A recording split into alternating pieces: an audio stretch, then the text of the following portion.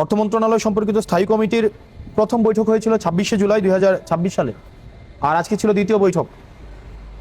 প্রথম বৈঠক যখন হয়, প্রথম বৈঠকে আপনারা জানেন এই কমিটিটি খুবই একটা গুরুত্বপূর্ণ একটা কমিটি। প্রথম বৈঠকে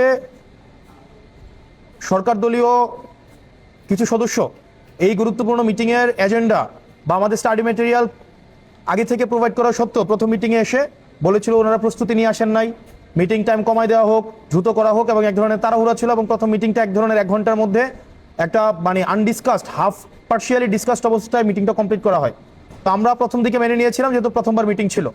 আজকে দ্বিতীয় মিটিংয়ে এসেও আপনারা দেখেছেন, আজকে দ্বিতীয় মিটিংয়ে আমাদের যে এজেন্ডা ছিল, আমাদের গুরুত্বপূর্ণ এজেন্ডা ছিল আজকে প্রথম মিটিংয়ের সিদ্ধান্ত নিশ্চিতকরণ, আমাদের এনবিআর এর যে কাঠামোগত সংস্কারের বিষয়ে আলোচনা হওয়ার কথা ছিল, ট্যাক্স জিডিপি নিয়ে আলোচনা হওয়ার কথা ছিল, কিন্তু আমরা দেখেছি মিটিং শুরু হতে না হতেই মাননীয় অর্থমন্ত্রী পজিটিভ ছিলেন, কিন্তু সরকার দলীয় একাধিক সদস্য আমরা দেখেছি আবারই একই কথা, যে মিটিং তাড়াতাড়ি শেষ করা হোক, এটা আরেকদিন আলোচনা করা হোক, আবার অন্য মিটিং আছে তাদের। এইভাবে এই মিটিংয়ের যে গুরুত্ব, আমরা মনে করি এই মিটিংয়ের গুরুত্বের সাথে এক ধরনের এই মিটিংকে অবহেলা করা। এবং আপনারা দেখেছেন, এবং আজকের মিটিংটাও 3টে এজেন্ডার কোনো এজেন্ডাকে পূর্ণভাবে শেষ করা হয় নাই। 3টাই এজেন্ডা ছিল, 4টে এজেন্ডা ছিল, একটা এজেন্ডাকেও শেষ করা হয় নাই। মাননীয় মন্ত্রী মহোদয় চেয়েছিলেন, কিন্তু সরকার দলীয় কিছু সদস্য এই জায়গায় এই মিটিং দ্রুত শেষ করার জন্য এবং একটা এজেন্ডাও তারা কোনো সিদ্ধান্ত আসতে পারে নাই। আপনারা যদি এই অর্থ মন্ত্রণালয়ের সভাপতির কাছে জিজ্ঞেস করেন যে কোন এজেন্ডার কোনো সিদ্ধান্ত আসছে কিনা, কোনো এজেন্ডার কোনো সিদ্ধান্ত আসে নাই, একটা এজেন্ডারও কোনো সিদ্ধান্ত আসে নাই। এনবিআর এক্ষেত্রে খুবই পজিটিভ ছিলেন, মাননীয় অর্থমন্ত্রীও খুবই পজিটিভ ছিলেন, এনবিআর এর যে কর্মকর্তা কর্মচারী ছিলেন তারাও পজিটিভ ছিলেন।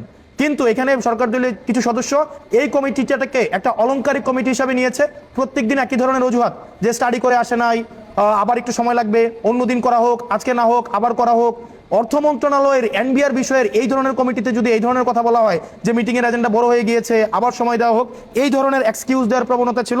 এবং এক সময় আমি বলতে বাধ্য হয়েছি যে এই মিটিংটা আমি আসলে আপনাদের সিদ্ধান্তের সাথে আমি একমত হতে পারলাম না। আমরা মিটিং চালিয়ে যেতে চেয়েছি প্রত্যেকটা এজেন্ডার উপরে, কিন্তু মিটিং কমপ্লিট না করেই মিটিংকে শেষ করে দেওয়া হয়েছে, এবং এই জিনিসটা খুবই আপত্তিকর হয়েছে, এবং আমরা আমাদের জায়গা থেকে এই জিনিসটা স্পষ্ট করি।